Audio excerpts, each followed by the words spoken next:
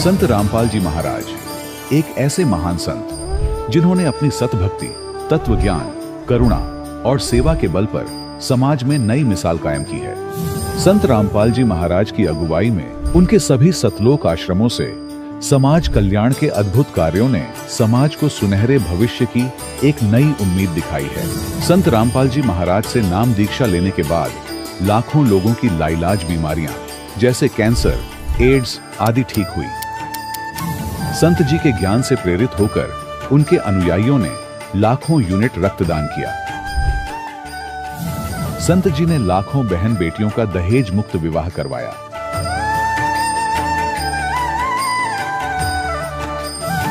संत जी ने लाखों लोगों का नशा छुड़वाया, करोड़ों उजड़े परिवार बसे। संत जी के आश्रमों में समागम के दौरान निःशुल्क नेत्र चिकित्सा, दंत चिकित्सा प्रदान की जाती है। संत रामपाल जी महाराज द्वारा समय समय पर पर्यावरण संरक्षण के उद्देश्य से बड़े स्तर पर वृक्षारोपण किया जाता है। संत जी ने जरूरतमंदों को तत्काल राहत पहुंचाने के लिए एम्बुलेंस सेवा शुरू की। संत जी अपने अनुयायियों को देहदान के लिए प्रेरित करते हैं, जिससे मानवता की सेवा और चिकित्सा क्षेत्र में सुधार हो सके। संत रामपाल जी महाराज के सभी आश्रमों में हर रोज निःशुल्क भंडारा आयोजित किया जाता है, जहां हर वर्ग, हर जाति और हर धर्म के लोग एक साथ बैठकर भोजन करते हैं।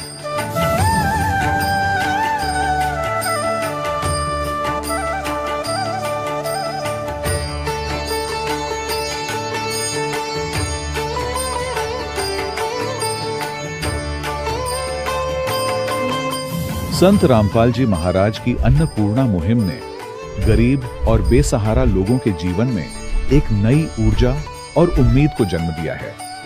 घर घर खाद्य सामग्री और जरूरी मदद पहुंचाकर संत रामपाल जी महाराज ने लोगों को दुख और मजबूरी से लड़ने की ताकत प्रदान की है।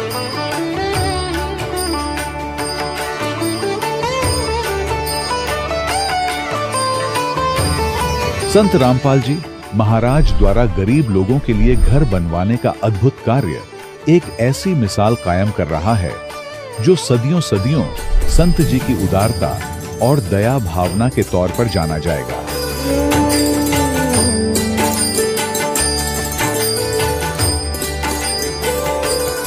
संत रामपाल जी महाराज के आश्रम में हजारों बुजुर्गों को सम्मान और प्यार के साथ जीवन जीने का अवसर मिलता है। उनके खाने, रहने और स्वास्थ्य की पूरी जिम्मेदारी संत रामपाल जी महाराज उठाते हैं। अनाथ बच्चों के लिए संत रामपाल जी महाराज के सभी आश्रम किसी वरदान से कम नहीं। यहाँ उन्हें शिक्षा, संस्कार और भविष्य के लिए बेहतर अवसर प्रदान किए जाते हैं। चाहे बाढ़ हो, भूकंप या महामारी, संत रामपाल जी महाराज और उनके अनुयायी हमेशा ही जरूरतमंदों के लिए सबसे आगे खड़े रहते हैं।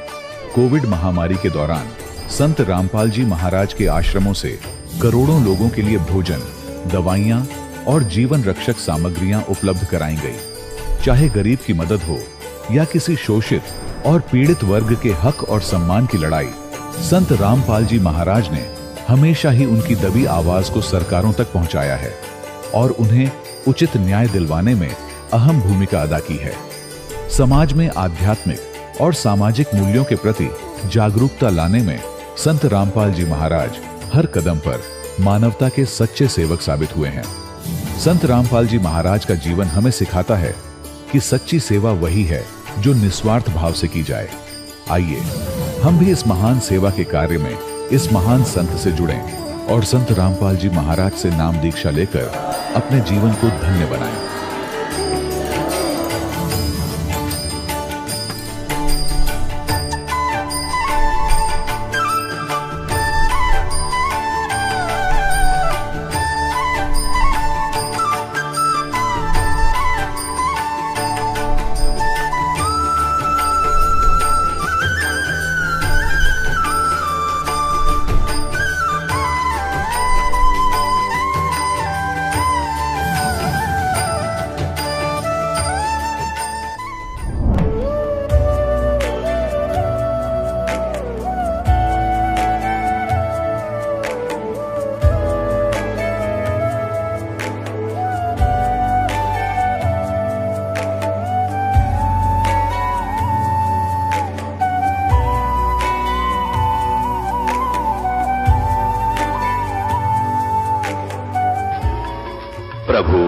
राम देव भगवान, अल्लाह खुदा, ईश आदि नाम एक ही शक्ति के हैं।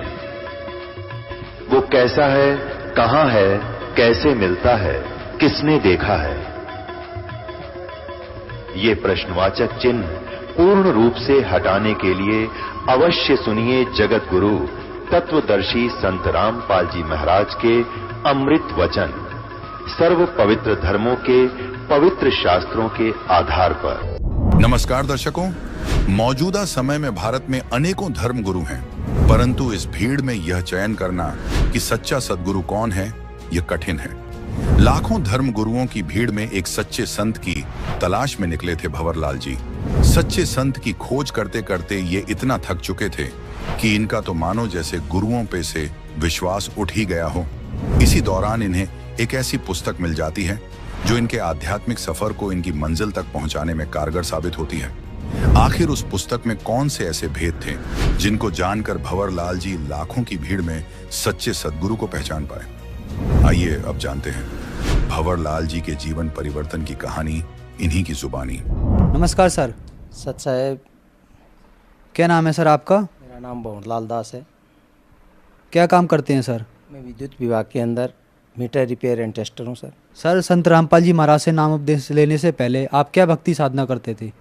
मैं सबसे पहले रामदेव जी बाबा की भक्ति करता था और वैसे देवी देवताओं को और को भी वैसे साथ में मानता रहता था और व्रत वगैरह भी करता रहता था। सर, जो भक्ति साधना आप करते थे उससे आपको क्या लाभ प्राप्त हुए? उससे सर जी मेरे को कोई लाभ प्राप्त नहीं हुआ। मैं तो सिर्फ करता रहता था। उसका यहाँ रामपाल जी महाराज के आने के बाद में यहाँ पता चला मेरे को कि वास्तविक में भक्ति क्या चीज़ होती है। उससे पहले मेरे को कोई पता नहीं चला और दुखी दुखी आते रहते थे। सर जी, दुख तो ये आता रहता था कि जैसे मेरी पत्नी है वो बीमार रहती थी और वो भी इस तरह से कि हमेशा दवाई लेते रहते थे और फिर भी वो ठीक नहीं होती थी। इसलिए दुख का तो कोई बहुत ज़्यादा ही आते रहते थे, कोई पता नहीं। बीमारी थायराइड थी एक तो, और थायराइड के अंदर भी वो सुन टाइप रहने लग जाती थी और उसके सोयल आ जाती थी। और काफ़ी इलाज कराया बीकानेर से भी और रतनगढ़ में तो काफ़ी डॉक्टरों से इलाज कराया। फिर बीकानेर भी उन्होंने कहा बीकानेर दिखा लो, तो बीकानेर भी गए, वहाँ भी पीबीएम में, वहाँ भी कोई इलाज नहीं हुआ और वही उसी तरह से दवाई लेते रहते थे। कभी कम हो जाता था, कभी ज़्यादा हो जाता, इस तरह से चलती रहती थी। सर, आप संत रामपाल जी महाराज की शरण में कैसे आए? संत रामपाल जी महाराज की शरण में इस तरह से आया कि मैं एक बार सरदार सिर गया हुआ था। वहाँ कोई, अभी तो भक्त बोलते हैं, लेकिन कोई किताब बेच रहा था 10-10 रुपये में। तो मुझे किताब अच्छी लगी, मोटी दिखी और उसका पन्ना सही था। मैंने देखा किताब तो अच्छी है, 10 रुपये में क्या आता है, तो मैंने वो किताब खरीद ली। फिर उन्होंने पढ़ना स्टार्ट किया, थोड़ा सा पढ़ा, फिर ब्रह्मा विष्णु महेश का नाम आया। तो मैंने सोचा कि सभी ऐसे ही करते हैं, जैसे कोई भी संत है वगैरह है वो ऐसे ही करते रहते हैं कि भाई ब्रह्मा जी बड़े हैं तो ब्रह्मा जी के जैसे कोई दिखाते हैं तो ब्रह्मा जी बड़ा बता देते हैं, विष्णु जी को तो विष्णु जी को बड़ा बताते हैं। सीरियल के अंदर भी ऐसे देखते रहते थे, लेकिन ये कोई नहीं बताता कि वास्तव में भगवान कौन है और परमात्मा किसको कहते हैं, ये कोई नहीं बताता था। फिर एक बार हमारे भगत जी हैं पास में ही, वो हमारे घर पे आए और वो आके कहा कि भगत जी मैंने तो गुरु धारण कर लिया है। तब मैंने कहा भाई मैं तो गुरुओं पे विश्वास करता नहीं, क्योंकि सभी गुरु मैंने देखे हैं तो वे ऐसे ही होते हैं कि नाम दे देते हैं, कोई शंकर भगवान का दे देते हैं, कोई किसी का दे देते हैं, कोई किसी का दे देते हैं, लेकिन मैं गुरुओं पे विश्वास नहीं करता। तब कहा कि नहीं मैं आपको किताब ला के दूँगा एक, तो वो आप पढ़ना, ज्ञान गंगा। जब ज्ञान गंगा का नाम लिया उन्होंने तो मेरे वो 1.5 साल 2 साल पीछे जो किताब ली थी ज्ञान गंगा, वो याद आ गई कि मेरे ये पास पढ़ी है वो किताब। तो तब कहा कि ये हो ही नहीं सकता। जब मैंने किताब उनको ला के दी, वो एकदम मिल गई, एकदम था जैसे कोई रखी हुई हो वैसे मिल गई। तो मैंने वो किताब उनके ला के दी, तो किताब तो यही है, तो आपने पढ़ी क्या? वो मैंने ये किताब पढ़ी तो नहीं, कि मेरे कहने से एक बार पढ़ो। तो मैंने वो किताब पढ़ी। पढ़ने में सर जी एकदम से मैं चकित हो गया। वास्तव में प्रमाण सहित उन्होंने दिया हुआ था, सभी गीता वेद वगैरह जो भी थे प्रमाण सहित थे। मैंने उनको फ़ोन लगाया कि अब कब जाओगे आप? कि अब तो 1 महीने बाद जाऊंगा, क्यों 1 महीने बाद में हाजिरी लगेगी। फिर मैं उनको लेके वो गए, उस टाइम मैं उनके साथ गया, मैंने नाम दीक्षा ली। नाम दीक्षा लेने के बाद में वहाँ पे गुरुजी से मैंने आशीर्वाद लिया रामपाल जी महाराज से, तो मेरा शरीर ऐसे हो गया जैसे एकदम हल्का फुल्का। पहले ऐसे लगता था जैसे कोई एकदम से वजन हो शरीर के ऊपर, वो नहीं रहा, एकदम से हल्का फुल्का हो गया मेरा और मेरी पत्नी दोनों का ही इस तरह से हो गया। मैंने वास्तव में अपने सही जगह आए हैं और वास्तव में भक्ति यही है, इसलिए इस तरह से मैं रामपाल जी महाराज की शरण में आया। सर, संत रामपाल जी महाराज की शरण में आने के बाद आपको क्या लाभ प्राप्त हुए? संत रामपाल जी महाराज की शरण में आने के बाद सबसे पहले मैंने ये लाभ प्राप्त हुआ कि मेरी पत्नी है जो बीमार रहती थी काफ़ी, और उनके थायराइड थी, और थायराइड भी स्टेप ज़्यादा था उनका, जो दवाई काफ़ी लेनी पड़ती थी, 150 mg की वो दवाई लेनी पड़ती थी। तो उन्होंने मतलब वहाँ जाने के बाद में डॉक्टर ने दिखाया, तो उन्होंने कहा भैया कि ये तो दवाई ज़िंदगी भर लेनी पड़ेगी आपको। मैंने कहा ठीक है भाई, लेनी पड़ेगी तो अब इलाज भी क्या है। पर रामपाल जी महाराज की शरण में जाने के बाद में फिर दिखाया तो उनको वो जितनी थी वो तो 50 mg के लगभग आ गई, धीरे धीरे वो कम होती चली गई। आज भी वो टेबलेट लेती है लेकिन एकदम कम है, वो 25 mg की इस तरह से लेती है, इसलिए वो कोई ज़्यादा दिक्कत नहीं है, ना सोहलाती उनके। और वो संत रामपाल जी महाराज की दया से अब ठीक है मतलब। और एक उनके क्या है कि परिवार के अंदर ऐसा ही रोग है कि जैसे पहले तो वो सुन टाइप हो जाते हैं, उसके बाद में यादाश्त धीरे धीरे भूल जाते हैं, और यादाश्त भूलने के बाद वो क्या है कि धीरे धीरे वो चलना फिरना भी बंद हो जाता है और पलंग के ऊपर आ जाते हैं। वो पलंग के ऊपर आने के बाद में वो क्या है कि इसमें ये स्थिति हो जाती है कि वो किसी को पहचानते भी नहीं, और लास्ट के अंदर वो ख़त्म हो जाते हैं। वो स्थिति मेरी पत्नी को होने लग गई थी, मतलब धीरे धीरे वो होने लग गई थी पहले। तो वो अब लगभग एकदम सही है करीबन, मतलब वो यादाश्त भी है, कोई दिक्कत नहीं है, काम भी करती है। पहले वो काम वगैरह भी वो भूल जाती थी, यहाँ कोई चीज़ रख दी वो सब भूल जाती थी, अब नहीं भूलती, वो सही है। और बताना चाहूँगा मैं एक बार सरदार शहर से आ रहा था और आने घी लेके आया था और रात को सो गया, और जहाँ मैंने पूजा की करता था रामदेव जी बाबा की, वहाँ मैंने रख दिया। रखने के बाद में सुबह 4 बजे मैंने सो के और वापस 4 बजे उठता हूँ मैं, उठने के बाद वापस हुआ तो मेरे को एक ऐसा मतलब ऊपर चढ़ता है जैसे कोई बच्चा ऊपर चढ़ता है वैसे चढ़ा, और मेरे को एकदम दबा लिया, मतलब वजन रख जैसे वजन एकदम से डाल दिया हो। उससे मैं क्या है कि एकदम से घबरा गया मैं, कारण क्या हुआ, ऐसे ही हो गया होगा अपन। फिर वही दूसरे दिन भी वही हालत रही, इस तरह से मैं परेशान हो गया, हमको ये करें क्या। तो मैंने काफ़ी 20-25 हज़ार रुपये 30 हज़ार रुपये लगा दिए सर जी, लेकिन वो सही नहीं हुआ। रामपाल जी महाराज की शरण में जाने के बाद में जिस दिन मैंने नाम लिया उस दिन से एकदम ख़त्म हो गया वो, और आज तक कोई दिक्कत नहीं हुई। मैंने एक दिन ऐसे भी सोच लिया कि हो सकता है ऐसे ही हो गया हो, तो वही स्थिति नाम खंडित हो गया था मेरा, तो वापस हुई। तो वापस होने के बाद में मैं जैसे ही नाम सुमरण किया, जैसे किसी रजाई को भगा देते हैं इस तरह से वो एकदम हट गया। ये जो भूत प्रेत की समस्या थी वो पहले मेरे साथ थी, उसके बाद में मेरे बच्ची के साथ होने लग गई थी। जो मेरी बच्ची भी साथ आई है, आप उन्हीं से पूछिए। क्या नाम है बहन जी आपका? मेरा नाम मनीषा है। जैसा कि आपके पापा ने बताया आपको भूत प्रेत की समस्या थी, आप उसके बारे में क्या कहना चाहेंगी? सर जी, वो क्या हुआ कि मेरे पापा जैसे ना संत रामपाल जी महाराज का नाम लिया ना, तो इनको तो दबाना उन्होंने भूत प्रेत ने बंद कर दिया, लेकिन उसी दिन से मेरे को ना दबाना भूत प्रेत ने स्टार्ट कर दिया था। तो मैं इतनी तंग आ गई थी, तो 1 महीने तक मैं बहुत मतलब मेरे को नींद भी नहीं आती थी। मैं पूरी रात मतलब सोती, जैसे ही सोती मेरे को दबा लेते थे। तो मेरे पापा ने, मेरी मम्मी है ना, स्टार्टिंग में तो मेरी मम्मी ने मेरे को ज्योतराम जी इनसे दिखवाया मेरे को, है ना। किसी ने बोला कि पीछे प्रेत है, पीछे ये है, इसका खून चूसते हैं, लेकिन बाद में धीरे धीरे मतलब ये बढ़ता ही गया मेरे साथ। फिर बाद में पापा ने है ना संत रामपाल जी महाराज से नाम दीक्षा ली, तो इनका दबना बंद हो गया। लेकिन जैसे ही मैंने नाम दीक्षा ली ना, तो उसी दिन से भगत जी मेरा दबना ये सब बंद हो गया। मैं मतलब ऐसे हो गई, मेरे को अपना शरीर पूरा ऐसे हल्का फुल्का लगने लगा। और उस दिन के बाद अगर मैं उनकी बात भी करूँ ना, तो मेरे कोई फ़र्क नहीं पड़ता, और मेरे को उसके बाद में कोई भूत प्रेत की कोई शिकायत नहीं है, और सब अच्छा है मेरे साथ। और एक चमत्कार मेरे साथ सर जी ये भी हुआ कि मैं ITI में मैं जब स्टडी करती थी तो मेरे सर ने बोला था कि तू फेल हो जाएगी, मेरी क्लास में रहेगी तब भी पास होगी। लेकिन मैंने क्लास भी चेंज की और संत रामपाल जी महाराज का मैंने नाम दीक्षा ले रखी, तो मेरे को पूरा विश्वास था इन पे। तो मैंने जैसे ही मतलब पेपर दिया तो मैंने 19 क्वेश्चन किए थे ओनली। तो मैंने पेपर दे के बाहर आई तो मैंने सोचा कि मैंने सही किए हैं। फिर मैंने सर से पूछा मैं कि सर कितने क्वेश्चन से मतलब मैं पास हो सकती हूँ। तो सर ने बोला कि 20 तो आपको एकदम एक्यूरेट सही करने हैं, और उसके बाद ऊपर करो तो वो आपके सही होने चाहिए, नहीं तो माइनस मार्किंग में कट जाएगी। और उस टाइम सर जी मेरे मतलब 1/3 माइनस मार्किंग और एक क्वेश्चन 3 नंबर का था। तो मैंने सर को पेपर दिखाया तो सर ने बोला कि ये इतने कि कौन कौन से कैसे कैसे किए। तो 19 में से मेरे 5 तो सर ने गलत बता दिए। अब मेरे को ये हुआ कि मैं क्या करूं, क्योंकि मैं ये तो गलत बता रहे हैं और मैंने क्वेश्चन 19 किए और 20 में मैं पास हो रही हूँ। तो उसके बाद में सर जी मैंने ये सोच लिया था कि मुझे नहीं पता, संत रामपाल जी महाराज से मैंने अरदास लगाई। तो मैंने उसी दिन ये बात छोड़ दी थी कि मेरे को कुछ नहीं सोचना, मैं पास आऊँ फेल आऊँ वो देखा जाएगा।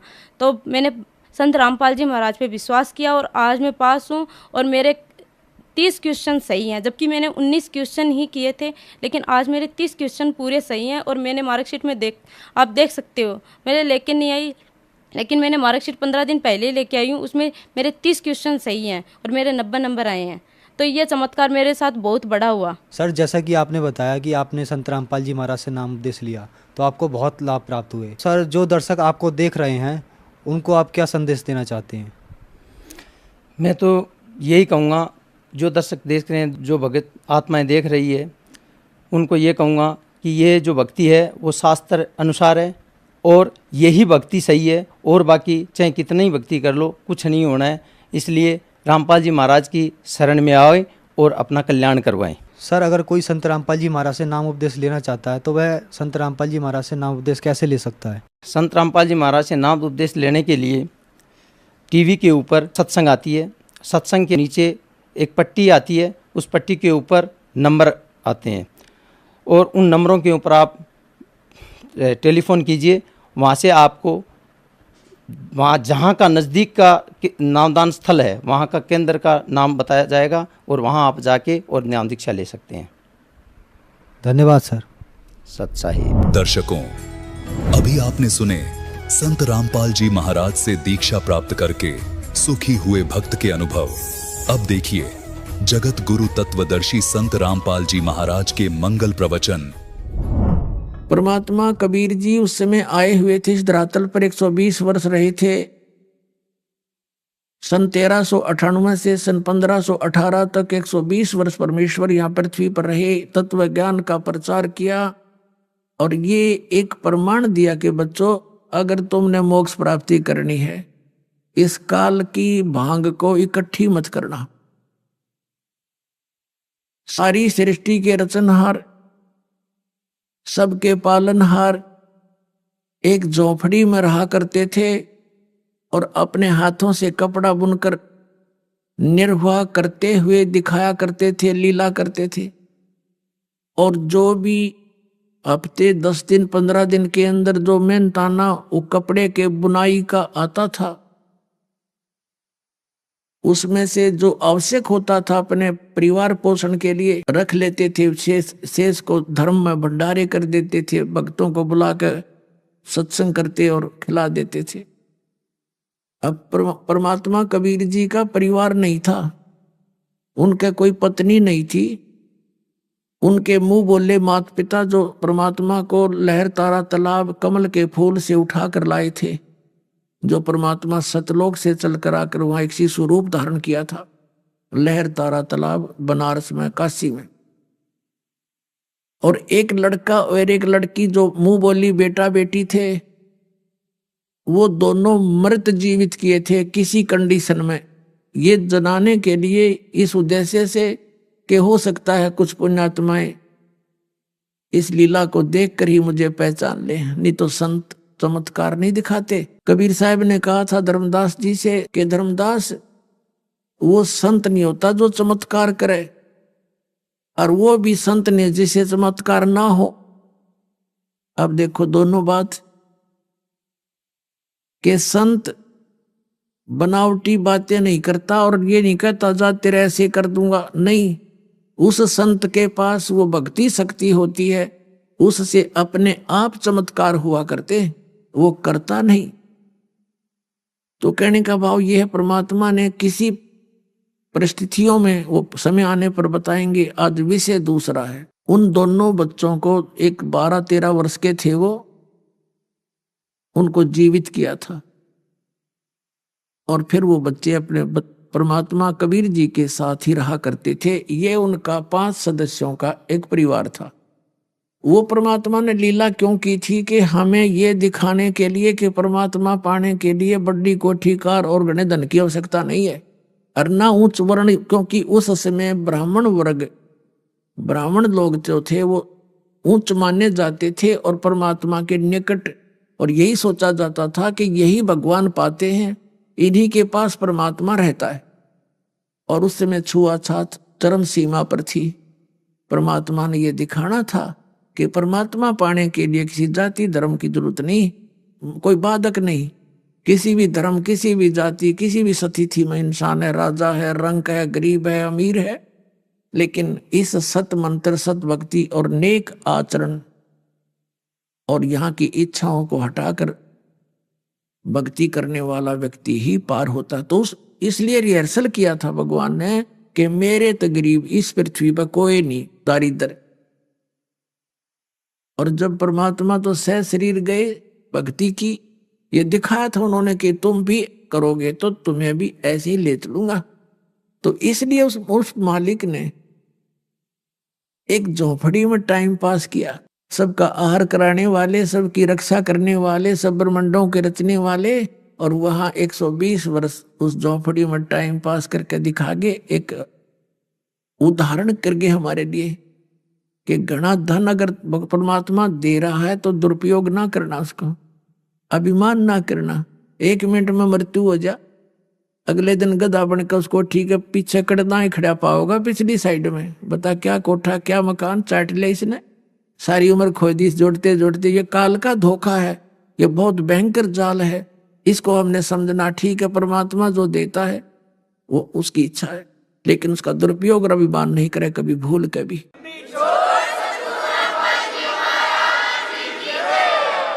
परमात्मा उस समय सत्संग भी किया करते थे और अपना डेली काम भी किया करते थे। दिन में काम करते मजदूरी और शाम को सत्संग करते जगह जगह जाकर। वो तो मालिक थे, एक रूप में वहां बैठे मजदूरी कर रहे हैं और हजारों रूप बनाकर जगह जगह जाके एक तारा लेकर ऊंचे स्वर में गाया करते थे, ये तत्व ज्ञान सुनाया करते थे। जैसे मदारी तमाशा दिखाने के लिए आता है, वो आवाज लगाता है, डुगडुगी बजाता है, इकट्ठे हो जाते हैं व्यक्ति। तो ऐसे परमात्मा एक तारा लेकर के कई भीड़ वाले स्थान पर खड़ा हो जाते थे, शहर में खड़े हो जाते थे, गांव की गली में खड़े हो जाते थे, ऊंचे स्वर में प्यारी प्यारी अमृतवाणी की वर्षा किया करते थे। और उस परमात्मा की आवाज को ये आत्मा खूब समझती है, आत्मा को खींचती है वो आवाज। परमात्मा की चाह थी लोगों को। और परमात्मा जब अपनी अमृतवाणी में वो गाते गाते थे, पद्य भाग में कोई शब्द सुनाते थे, राम नाम बजले बाई, राम नाम की कर लो कमाई, ये मनुष्य जीवन थोड़ा है कर ले बेग संभार। तो इस तरह की मानुष जन्म दुर्लभ है मिले न बारंबार, तरवर से पत्ता टूट जाए वो बौर नहीं लगता डार। मानुष जन्म पाए कर जो नहीं रटे हरि नाम, जैसे कुआ जल बिना फिर बनवाया क्या काम। ऐसी मार्मिक वाणी मालिक की खींच लेती थी। फिर हाथ जोड़ते थे, महाराज रुक जाओ, रात का सत्संग भी करियो, कल फिर रुक जाओ। यानी कोई दिन तक वहां मालिक सत्संग करते रहते थे, अपनी प्यारी आत्माओं को ज्ञान देते थे। बहुतों को उनके आशीर्वाद से तुरंत राहत मिलनी शुरू हो जाती थी। तो इस प्रकार उस कबीर परमात्मा के उस समय, जिस समय ना कोई लाउड स्पीकर था और ना ही कोई मीडिया या टीवी आदि थे, 64 लाख शिष्य हुए थे उस कबीर दानक के, उस कबीर जुलाहे के 64 लाख शिष्य हुए थे। उसमें भारतवर्ष की कुल आबादी 4 करोड़ मुश्किल से होगी, जिसमें अफगानिस्तान, बलोचिस्तान, ईरान और इराक, पश्चिमी पाकिस्तान, पूर्वी पाकिस्तान, ये सारा कुछ इकट्ठा ही था। ये भारतवर्ष था। और उस समय 64 लाख शिष्य हो जाना कोई बालकों का खेल नहीं, या किसी कोई जंतर मंतर करके बकाए। उनको सुख इतना दिया दाता ने, जिसको भी आशीर्वाद देते थे और कहते थे बेटा दीक्षा लेनी पड़ेगी, तो उसका कल्याण भी कर गई, उनको बैटरी चार्ज भी कर गए और उनको सुख भी देते थे। वो परमात्मा सत्संग भी किया करते थे। बहुत से दुखी प्राणी परमात्मा के शरण में आने से वो सुखी हो गए थे। पुण्यात्मा, जब कबीर परमेश्वर जी लीला करते हुए 5 वर्ष के हो गए, उस समय परमात्मा ने जिस उद्देश्य से वो आए हुए थे कि तत्व ज्ञान प्रचार करने के लिए वो मालिक स्वयं आते हैं सतलोक से चलकर, और तत्व ज्ञान सतगुरु की महिमा तत्व ज्ञान का प्रचार वो स्वयं ही कर सकता है। अपने द्वारा रची हुई सृष्टि को परमात्मा ही ठीक ठीक बताता है, विस्तार से बताता है। तो ऐसे वो प्रचार किया करते थे। और उन्होंने फिर ये सोचा मालिक ने कि मेरा गुरु होना चाहिए, क्योंकि परमात्मा की वाणी है कबीर परमेश्वर जी की, गुरु बिन माला फेरते गुरु बिन देते दाने, गुरु बिन दोनों निष्फल हैं चाहे पूछो वेद पुराण। अब कबीर परमेश्वर जी को कोई गुरु की आवश्यकता नहीं थी, लेकिन इस काल के जाल को परमात्मा ने काटना था। अब उन्होंने यदि उस समय श्री रामानंद स्वामी जी को गुरु ना बनाया होता तो आज ये नकली काल के पंथी संत ये कहते कि क्या कबीर जी ने गुरु बनाया था? गुरु की आवश्यकता क्या है परम धनी को? जब परम धनी ने भी गुरु बनाया है तो आज यह कंसेप्ट क्लियर हो गया कि जिसने गुरु नहीं बनाया उसका जीवन नाश होगा, और हो चुका है। अब जैसे परमात्मा कहा करते थे, राम कृष्ण से कौन बड़ो उन्हों भी गुरु कीन, और 3 लोक के वे धनी गुरु आगे अधीन। परमात्मा हमें यह बताना चाहते थे कि तुम राम और कृष्ण से बड़ा किसी को नहीं मानते, और उन्होंने भी गुरु बनाया। और तुम बगैर गुरु के आप घंटी पीटो मंदिर में जाके, घंटी बजा बजा के निश्चिंत हो रहे हो, पुजारियों के फंसे बैठे हो। तो राम कृष्ण से कौन बड़ा उन्हों भी गुरु कीन, और 3 लोक के वे धनी गुरु आगे अधीन। फिर परमात्मा ने बताया था, गर्भ योगेश्वर गुरु बिना, और लग गया हर की सेव, कह कबीर बैकुंठ से वो फेर दिया सुखदेव। राजा जनक गुरु किया फिर किन्नी हर की सेव, कह कबीर बैकुंठ में वो चले गए सुखदेव। तो इस तरह के परमात्मा ने ये ज्ञान दिया और स्वयं गुरु बनाया। किसको? पंडित रामानंद महर्षि जी को। उस समय जुलाहों से यानी शूद्र वर्ण के व्यक्तियों से ब्राह्मण लोग बहुत बचकर रहते थे, उनसे दूर से बातें करते थे, 10 कदम दूर से बातें करते थे, अपने निकट भी नहीं आने देते थे। दीक्षा तो बहुत दूर की बात है, दीक्षा नहीं देते थे रामानंद जी, केवल ब्राह्मणों को दीक्षा देते थे, उन्हीं को उपदेश देते थे, उन्हीं को ऋषि बनाते थे, और भक्ति का अधिकारी उन्हीं को बताते थे, और अन्य को तो केवल जंतर मंत्र बता देते थे, ऐसे बोल दे, ऐसे कर दे, जाड़े जोड़े जैसे बताते हैं ऐसा करते थे। अब परमात्मा ने क्या लीला की, जब वो 5 वर्ष के हो चुके थे लीला में, शरीर में एक 2.5 वर्ष के बालक का रूप धारण किया, और महर्षि पंडित रामानंद जी का आश्रम था गंगा से थोड़ी सी दूरी पर, दरिया के साथ में ही। वहां एक घाट बना हुआ था, पंचगंगा घाट, स्नान करने के लिए। तो वहां पर अन्य लोग भी जाते थे, महर्षि रामानंद भी जाते थे। वो सुबह सुबह ब्रह्म मुहूर्त में वक्त से जाते थे, गर्मियों का समय था, मौसम था। उस दिन भी प्रतिदिन की तरह स्वामी रामानंद जी स्नान के लिए उस पंचगंगा घाट पर गए। कबीर परमात्मा एक शिशु रूप धारण करके पैड़ियों पर लेट गए। 2.5 वर्ष का बालक रूप धारण करके। अंधेरे में रामानंद जी के पैर के खड़ाऊं परमात्मा कबीर जी के सिर में लगी। जैसे बालक रोते हैं ऐसे रोने की लीला की। रामानंद जी तेजी से शीघ्रता से नीचे को झुके कि किसी बालक का पैर लग गया, चोट लगी। संत दयालु बहुत होते हैं, चाहे वो क्रिया कुछ भी कर रहे होते हैं। एकदम नीचे को झुके और सिर पे हाथ रखा, बेटा रो मत, राम राम बोल बेटा, राम राम बोल। और जो ही वो झुके नीचे को, उनकी जो माला थी परमात्मा के गले में डल गई अंधेरे में। उनके गले से निकलकर कंठी, एक कंठी रखते थे जिसमें एक तुलसी का मनिया होता है, तुलसी की लकड़ी का एक मणका होता है, उसको कंठी बोलते हैं वैष्णव परंपरा वाले। और इन कबीर पंथियों ने भी वो ही नकल कर रखी है उस वैष्णव वाली। वो तो परमात्मा ने एक लीला की थी, ये अपने को उस वर्ण में, उस ग्रुप में अपना स्थान बनाने के लिए। तो परमात्मा चुप हो गए रोने से। रामानंद जी ने कहा, बेटा बैठ जा तू, मैं स्नान कर लेता हूं, तो रास्ता भूल गया लगता है, तेरे को तेरे घर भिजवा दूंगा, बैठ जा, चिंता ना कर।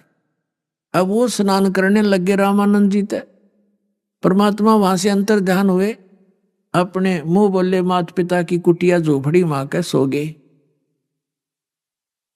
अब कुछ दिन के बाद दाता ने क्या लीला की, एक विवेकानंद नाम के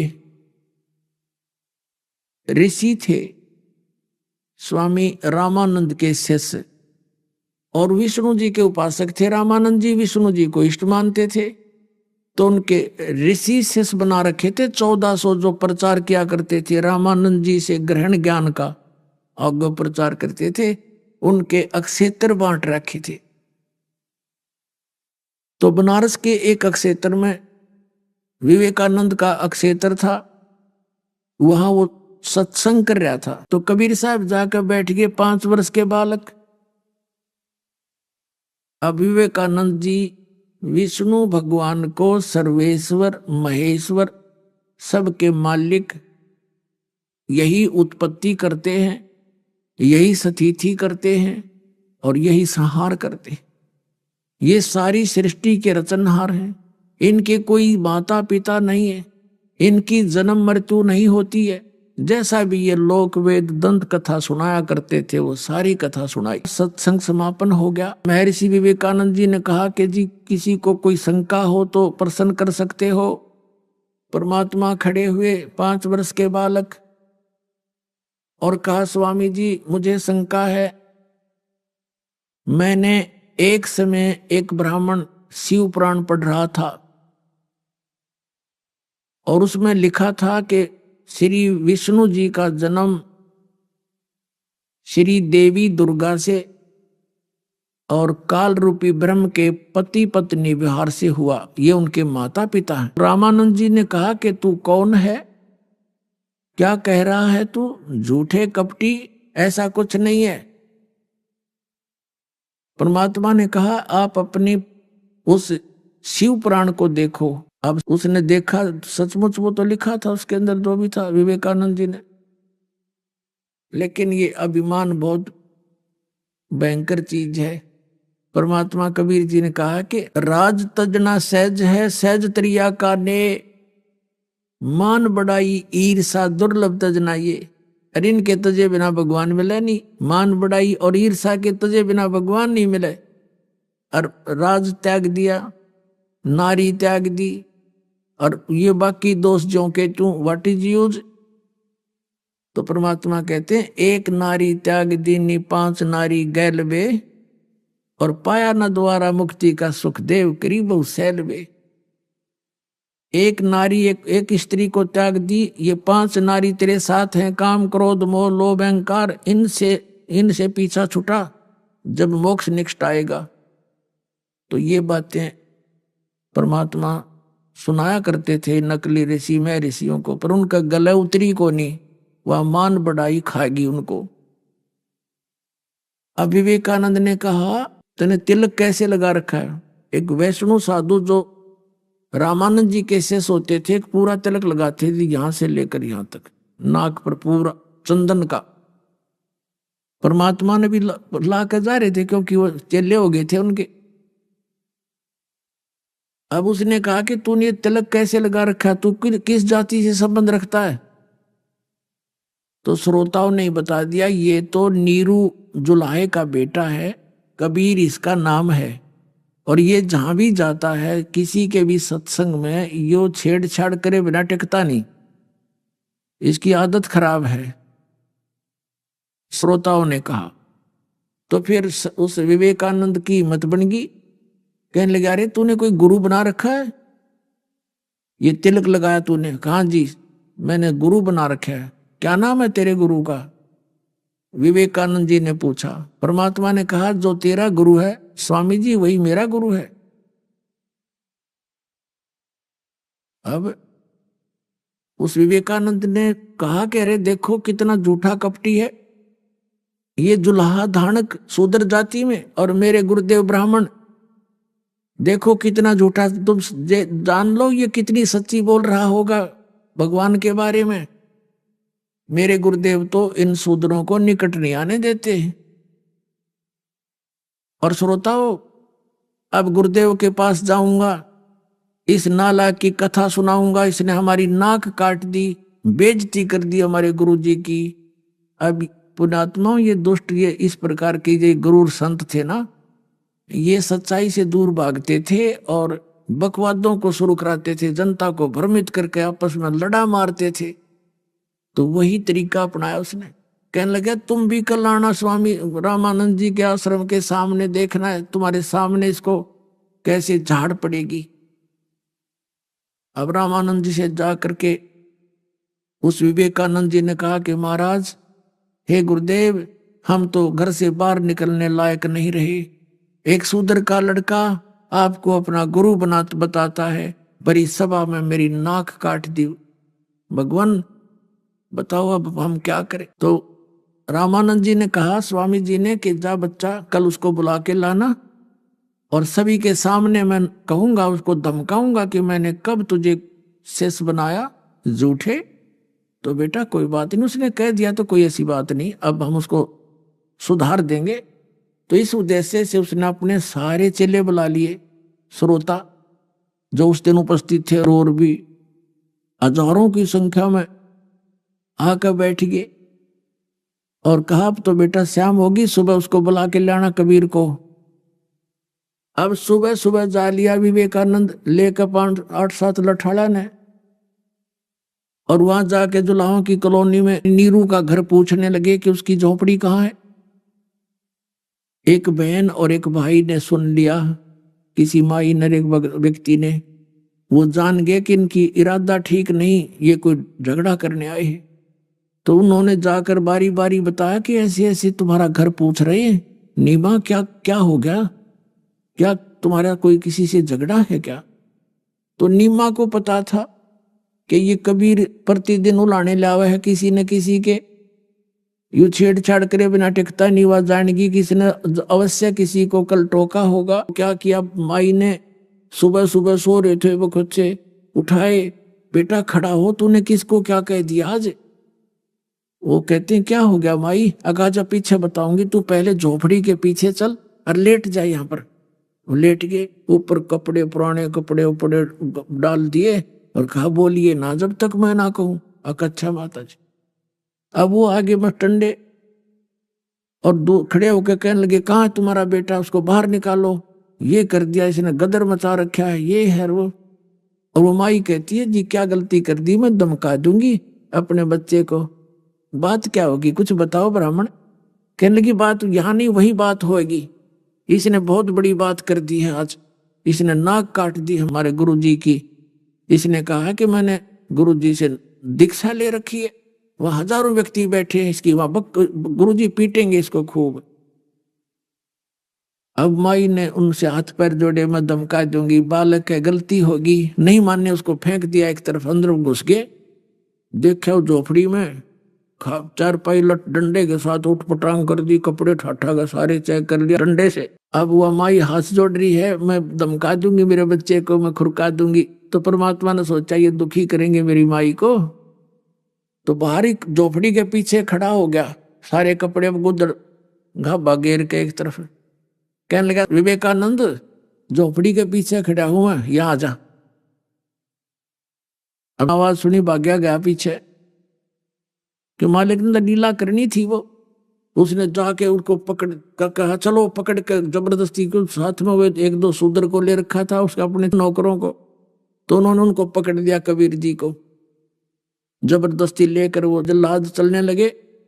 तो माई चिपट गई अपने बच्चे को, लिपट गई उसके, ना ले जाओ मेरे बालक को, ना ले जाओ, ऐसा क्या अपराध हो गया, धमका दूंगी। तो उस माई का लठ मारे हाथों पे, अधमरी कर दी, अचेत कर डाल दी। इतने में नीरू भाग गया, नीरू ने पकड़ दिया उनको, माफ कर दो बालक है, गलती होगी। उसको भी अचेत कर दिया पीट पीट कर, और जबरदस्ती ले गए परमात्मा को। लोगों ने कनौनी वाड़न उठा उठा कर वो घर डाले दोनों, कुछ देर में वो रो रो कर बेहाल हो गए, सचेत हुए। अब उधर से क्या किया, कबीर जी को वहां ले जा करके परमेश्वर को उस विवेकानंद ने खड़ा कर दिया और रामानंद जी से कहा कि स्वामी जी वो नीरू का लड़का जुलाहा धानक ये बाहर आ गया, पकड़ लाए हैं उसको। बाहर श्रोता बहुत बैठे हैं स्वामी जी, जो मेरे साथ वहां इसकी बकवाद सुन रहे थे। अब रामानंद जी ने अपनी झोंपड़ी के सामने पर्दा टंगा लिया कि उससे बात करूंगा, पर्दा लगा दो, मैं शूद्रों की शकल भी नहीं देखता, टच भी नहीं होने देता, इनसे दूर से बातें करता हूं, ये प्रमाणित करने के लिए।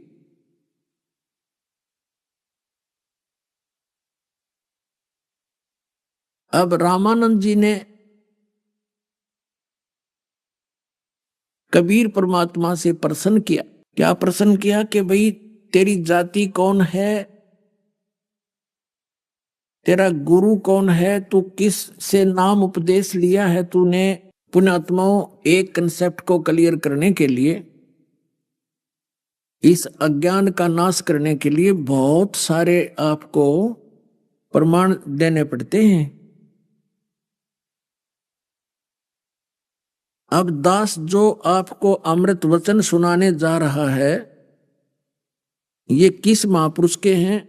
आदरणीय गरीबदास साहिब जी, गांव छुड़ानी, जिला झज्जर वाले के, हरियाणा वाले के। इनके विषय में थोड़ा सा परिचय अब देना पड़ेगा, क्योंकि जिस कंसेप्ट को दास क्लियर करने जा रहा है,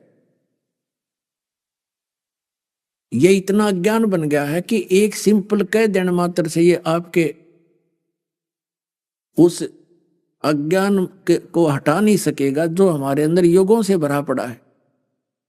आदरणीय गरीबदास साहिब जी, गांव छुड़ानी, जिला झज्जर, एक जाट किसान के घर इनका जन्म हुआ था। बहुत बड़े जमींदार थे इनके पिताजी।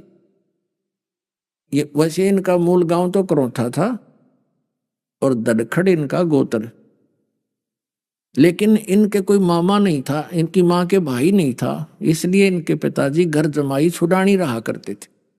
और वहां 1400 एकड़ जमीन थी, 1400 एकड़ उसमें, यानी सन 1727 में परमात्मा मिले थे इनको। तो जब ये 10 वर्ष के हो गए थे, सन 1727 में गरीबदास जी 10 वर्ष के बालक अपने ही खेतों में गौवें चरा रहे थे, पाली थे। इनके साथ में और किराए के पाली थे और कुछ गांव के वैसे अपनी गौओं को इन्हीं के खेतों में चराने के लिए इकट्ठे ले जाते थे। चरागा बहुत रखते थे। तो वहां परमात्मा सतलोक से चलकर आए कबीर जी, परमेश्वर परम अक्षर ब्रह्म सतपुरुष। अभी आपने सुने संत रामपाल जी महाराज के मंगल प्रवचन।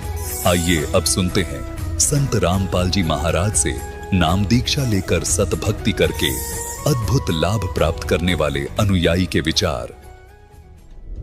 दर्शकों, कहा जाता है कि एक सच्चे सद्गुरु के आध्यात्मिक ज्ञान में इतनी शक्ति होती है कि मेडिकल साइंस भी उनके सामने घुटने टेकने को विवश हो जाता है। इसका जीता जागता उदाहरण हम आज आपके सामने लेकर आए हैं। ये हैं श्याम कुमार जी, जो नेपाल के रहने वाले हैं। यह हिंदू समाज में प्रचलित उन तमाम साधनाओं को करते थे जो हमारे तथाकथित धर्मगुरुओं द्वारा बताई जाती हैं। श्याम कुमार जी ब्रह्म ऋषि कुमार स्वामी के अनुयायी भी रह चुके हैं। आखिर ऐसा क्या हुआ कि सरहद पार एक ऐसे संत पर श्याम कुमार जी की उम्मीदें टिक जाती हैं जो उनके जीवन में खुशहाली लाने में सक्षम प्रतीत होते हैं? क्या श्याम कुमार जी को उनकी समस्याओं का समाधान मिल पाता है? इन तमाम सवालों के जवाब जानने के लिए सुनते हैं श्याम कुमार जी की कहानी, उनकी अपनी जुबानी।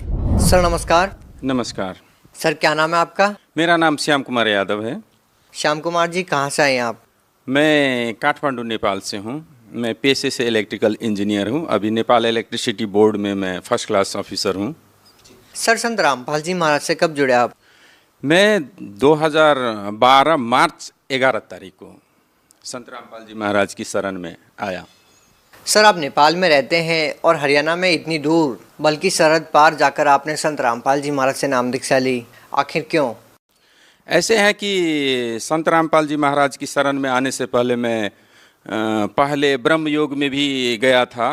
वो यहाँ कर के बाद में एक संत कुमार स्वामी के सानिध्य में मैं 2 वर्ष साधना किया। वहीं से हमको एक बार, वैसे मेरा ससुराल बिहार इंडिया में है, मैं वहाँ जब गया तो भक्ति का सौदागर का संदेश हमको पुस्तक मिली। उसको मैं यूं ही देखा तो उसमें लिखा था कि ब्रह्मा विष्णु महेश का माता पिता दादाजी कौन है। जब ये मैं देखा तो हमको बहुत अचंभित कर दिया, जैसे करंट लगता हो, हमको ऐसे लगा। उससे पहले मैं यूं ही जितना जो भी देवी देवता है सबको मैं नतमस्तक होके अपना श्रद्धा रखता था। उसके बाद मैंने वो क्वेश्चन का जवाब इसी पुस्तक में है ये जानकर हमको बहुत उत्सुकता हुई। तुरंत मैंने उसको खोला और पढ़ना शुरू किया। उसके बाद मैं सारा किताब करीब करीब मैं 3 दिन वहाँ ठहरा, 2 बार मैं पढ़ चुका, फिर भी मेरी समझ में नहीं आ रहा था। वहाँ सब शास्त्र में गीता की खोल खोल के गुरुजी ने, मतलब हमारे संत रामपाल जी महाराज ने जो बताए थे, उसमें अब प्रमाण भी दिए थे विथ रेफरेंस कि फलाने शास्त्र के फलाने पेज में फलाने अध्याय में फलाने श्लोक नंबर में ये दिया है। अगर ये है, इसका अर्थ ये होता है, तो फिर क्या कर रहे हैं? तो ये जानने के लिए हमको अब ऐसा था कि कुछ पुस्तकें कलेक्शन करना था। मैंने वहाँ से अपना जब काठमांडू गया तो मैं सारी पुस्तक खरीद के लाया, और कुछ पुस्तक जैसे आध्यात्मिक ज्ञान गंगा हुआ, ये मैं डाउनलोड किया इंटरनेट से। और ऐसा हुआ कि वो मैं प्रमाण मिलाने के चक्कर में मैं अध्ययन करते करते हमको 2 वर्ष लग गया। और उस टाइम में हमको ये मालूम नहीं था कि काठमांडू में कोई है भी संत रामपाल जी महाराज के अनुयायी। ये मैं खुद अपने ही से अपना मतलब वो अध्ययन करते करते 2 वर्ष बाद हमको अब ये दृढ़ इच्छा हुई कि एक बार मैं संत रामपाल जी महाराज की सानिध्य में जाऊं। उसके लिए जब मैं ऑफिशियल काम से एक बार भटिंडा आना हुआ, तो मैं भटिंडा गया। वहाँ आपको ऑफिस का काम ख़त्म करने के बाद आते समय में मैं वहाँ अम्बाला से बरवाला पहुँचा। वहाँ जाने के बाद मैंने अपना आश्रम का, जो कि हम एक इमेजिनेशन किए थे कि आश्रम ऐसा होगा, ठीक वैसा ही पाया मैंने वहाँ। तो वहाँ पर मैंने अपना संत रामपाल जी महाराज से नाम उपदेश लिया। सर देखिए, अमूमन हम ये देखते हैं कि संत रामपाल जी महाराज से नाम दीक्षा लेने वाले जो श्रद्धालु, उन्होंने किसी न किसी वजह से संत रामपाल जी महाराज से नाम दीक्षा ली है। जो वजह है वो ये रही है कि किसी को आर्थिक परेशानी और किसी को शारीरिक परेशानी थी। सर, आपने किसी परेशानी के चलते संत रामपाल जी महाराज से नाम दीक्षा ली है या केवल ज्ञान प्राप्ति के लिए?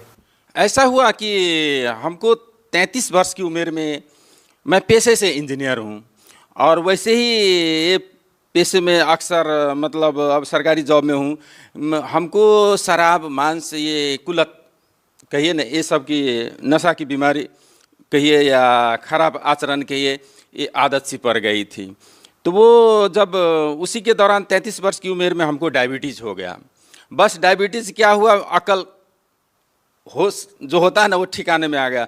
वैसे ही मैं उस टाइम में डायबिटीज़ के सिलसिले में एक डॉक्टर से मिला, मेरा फ्रेंड ही था वो।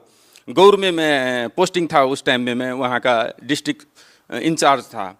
तो वहाँ पर एक डॉक्टर ने बोला कि दवा लोगे या दूहा लोगे? मैंने सोचा भाई दवा कि अगर अल्टरनेटिव दुआ मिल जाए तो क्यों ना हम वहीं अपना लें। बस क्या था कि बोले कि अब ब्रह्म योग राजयोग में आप लग जाओ, यहाँ साधना करो, बस ठीक हो जाएगा। मैं बोला चलिए भाई, बहुत अच्छी बात है। लेकिन जब मैं वहाँ गया तो कुछ दिन के बाद हमको बहुत जिज्ञासा हुई, क्योंकि परमात्मा की, भगवान के बारे में जो आता था उसका हमको जब, क्योंकि मैं साइंस का स्टूडेंट, हम प्रमाण ढूंढते थे, प्रमाण हमको मिलता नहीं था। तो हर वक्त शंका की दृष्टि से चलो भाई अब अंध भक्ति की तरह लगे रहो। मैं कुछ दिनों के बाद वो छोड़ दिया। वो छोड़ने के बाद हमको डायबिटीज़ के लिए ऐसा हुआ कि मतलब योग से ठीक होता है, तो मैं हरिद्वार चला गया। हरिद्वार गया, वहाँ पर रामदेव जी महाराज के, योगी रामदेव महाराज जी की जो टिप्स होता है योग का, वो सीख के मैं आ गया। कुछ दिन तक वो भी चलता रहा, फिर भी हमको राहत नहीं हुई और नशा छूटा नहीं था। तो ये हमको परेशानी, एक किस्म के मेंटल पीस नहीं था उस टाइम में। वैसे इसी दौरान हमको कुमार स्वामी का सोनी से सत्संग सुनने को मिला। उसका जो लगता था वो मतलब सत्संग सब, तो उसी टाइम में मैं फरीदाबाद में गया। वहाँ पर जब गया तो जो मंत्र देता था, वो मंत्र क्या कहे, वो तो एक कविता फॉर्म में होता था, तो वो भी महीने महीने पासवर्ड की सिस्टम से आपको चेंज होता था। तो हमको काठमांडू वो पासवर्ड मंगाने में और करने में तब तक 2-3 महीना बीत जाता था। अब ये मंत्र है कि क्या है, फिर भी मैं 2 वर्ष तक सुबह सुबह ठंडा में स्नान करना, वो 1 घंटे तक जाप करना, ये सब करते रहे। वो देवी जी का जो होता है वो पाठ करवाना, वो भी करवाया, विशेष कृपा लिए, फिर भी हमको कोई राहत नहीं मिला। इसी दौरान हमको मतलब भक्ति का सौदागर का संदेश मिल गया था। सर, जैसा कि आपने बताया कि आप एक इंजीनियर हैं और साथ में आप साइंस के विद्यार्थी रहे हैं, और साथ ही आपने ये कहा कि ना ही मैं अंधविश्वास में बिलीव करता और ना ही मैं अंधभक्त हूँ, और इसके तहत आपने राजयोग संस्थान में और कुमार स्वामी से आपने नाम दीक्षा ली, और आपको लगा कि यहाँ पर वो चीज़ें नहीं हैं जिससे आपकी जो बीमारी थी, या ये कहें कि आपकी जो शराब पीने की आदत थी, या ये कहें कि आपका शुगर जो इतना हो गया था, डायबिटीज़ जो आपको हो गई थी, वो बीमारी अब वहाँ से ख़त्म नहीं हो रही थी। और उसके बाद आपने संत रामपाल जी महाराज से नाम दीक्षा ली। क्या एक साइंस के विद्यार्थी की, क्या एक इंजीनियर की वो आदत संत रामपाल जी महाराज से नाम दीक्षा लेने के बाद छूटी? हाँ, हम गारंटी के साथ कहते हैं, जो संत रामपाल जी महाराज की शरण में आएंगे, उनका जितना ये मतलब नशा की बीमारी है वो निश्चित रूप से छूट जाएगा। क्योंकि इसका मैं जीता जागता प्रमाण हूँ। क्योंकि हमको भी पहले ऐसा ही लगता था, प्योर नास्तिक आदमी था, और साइंस में मालूम है आपको कि हर चीज़ प्रूफ ढूंढता है, लेकिन ये आध्यात्मिक प्रूफ सब ऐसा नहीं होता है। और पब्लिक ऐसा होता है कि आपको जब तक वो भौतिक प्रमाण न देखे तब तक विश्वास नहीं करता है। लेकिन हम जब खुद करते गए तो सब कुछ छूट गया। और मैं आपको ये बता दूं कि मैं जिस रोज़ ये नाम उपदेश लेके कल होके मैं काठमांडू गया था फ्लाइट से, उसी दिन मैं चेक किया था, मेरा शुगर नॉर्मल था। अभी तक मैं कभी एलोपैथ मेडिसिन भी नहीं लिया हूँ, अभी तक चल रहा है। सर, आपने एक सच्चे संत की बात की, और आपका मानना है कि इस समय में केवल संत रामपाल जी महाराज ही सच्चे संत हैं। सर, उस सच्चे संत से नाम दीक्षा लेने के बाद आपको और क्या लाभ मिले? संत रामपाल जी महाराज की नाम उपदेश लेने के बाद सबसे पहले हमारी नशा भी छूट गई। उसी दिन से मैं दोबारा कभी हाथ भी नहीं लगाया। उससे पहले भी मैं बहुत बार छोड़ के कोशिश किया था, लेकिन फिर जुड़ जाता था।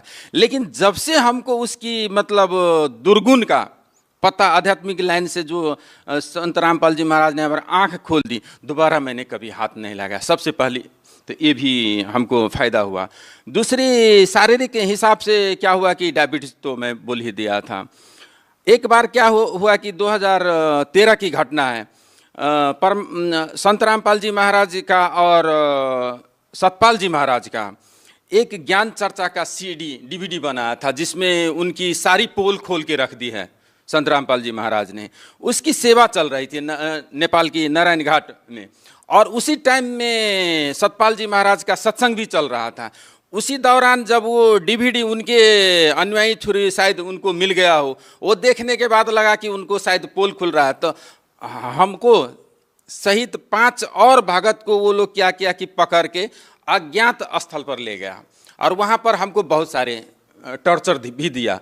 करीब करीब 5 बजे से 11 बजे तक पुलिस को न आने तक हम लोग को बहुत टॉर्चर दिया। उस टाइम में क्या हुआ कि जब डिस्कशन कर रहे थे तो मेरा एक ही कहना था कि भाई आप पहले DVD चलो चौक चौराहे पर चलाते हैं, देखे पब्लिक कि आप जो क्या ज्ञान देते हो और संत रामपाल जी महाराज क्या ज्ञान देते हैं, और इसमें कोई त्रुटि है तो मैं सजाए की भागी हूँ।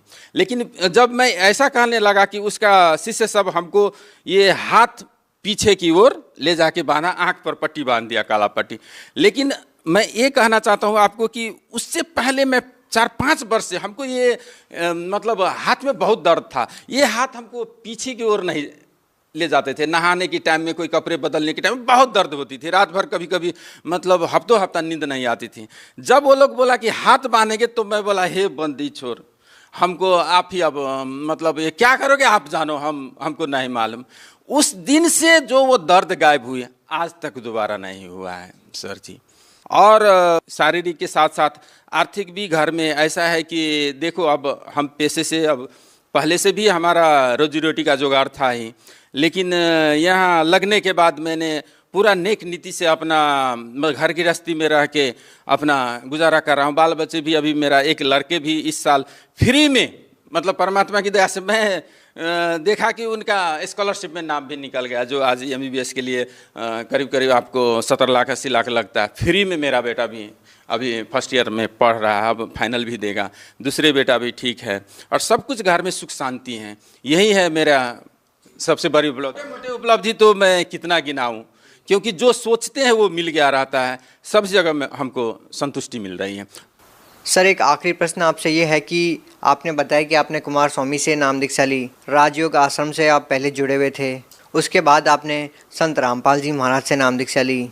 सर, आप इन संतों से जुड़े रहे हैं, आप संत रामपाल जी महाराज को अन्य संतों से किस प्रकार अलग पाते हैं? क्या आपको ऐसी अलग बातें देखने सुनने को मिली जिससे आप ये कह सकते हैं कि केवल संत रामपाल जी महाराज से नाम दीक्षा लेना ही समाज के लिए हितकर है? ऐसा है कि देखिए कि मतलब सारे संत हैं कि पैसेज फॉर्म में ज्ञान देते हैं, लेकिन फायदा ये होता है वो होता बोलते हैं। जब हम संत रामपाल जी महाराज की शरण में आए तो उसमें मतलब वैदिक ज्ञान भी वो खोल खोल के बताए थे, और प्रैक्टिकली हमको जो डायबिटीज से राहत हुआ फर्स्ट, तो उससे लगा कि मतलब जो थ्योरी है वो प्रैक्टिकल पर भी फिट होता है। तो मैंने अब हमको शिक्षित होने का यही ना आखिर फायदा है कि जो लिखा है भाई वो दिखता भी है व्यवहारिक में। तो सबको मैं कहता हूँ कि सारी दुनिया से हटके हैं संत रामपाल जी महाराज के ज्ञान, और जो भी वो कहते हैं शास्त्र में उल्लेखित आखिर प्रमाणित ज्ञान है। तो ये शास्त्र संबद्ध ज्ञान हमको उनको दुनिया, सारी दुनिया से अलग बताते हैं, और एक ही संत एक बार में होता, वो भी हमको विश्वास हो गया। सर, आप सरहद पार नेपाल से इंडिया में आए हैं, संत रामपाल जी महाराज से जुड़े हुए हैं, आप हिंदुस्तान की जनता के साथ साथ नेपाल के लोगों को क्या कहना चाहते हैं? देखिए, परमात्मा की और संत की नज़र में तो कोई सरहद सीमाना नहीं होता है। मैं यहाँ हिंदुस्तान में हूँ चाहे नेपाल में हूँ, उनके लिए आखिर सारी ब्रह्मांड की बच्चा उनके पुत्र हैं। तो मैं ये सारी दुनिया से कहता हूँ कि अपनी सरहद सीमाने, जात पात धर्म विशेष सबको छोड़ के आखिर जो हमारी शास्त्र धर्म का जो पुस्तक, पुराण, वेद पुराण, कुरान, बाइबल और गुरु ग्रंथ कहते हैं, उनको पहले पढ़ें। और शॉर्टकट में हमारे संत रामपाल जी महाराज ज्ञान गंगा ने बहुत सारे किताब पुस्तकें निकाले हैं, वो एक बार पढ़ें, मनन करें, चाहे टीवी पर सत्संग देखें और उनको मनन करें, अपने से वो कंपेयर करें। आखिर कोई चीज़ की एक पैमाना तो होता है ना भाई, सब अपने को डंफू बजाएगा कि मेरा ठीक, ऐसे नहीं है। एक जो प्रमाणित सदग्रंथ है उससे मैच करें, अगर मैच होता है तो बाकी को रिजेक्ट करें, वेरी सिंपल। जी धन्यवाद।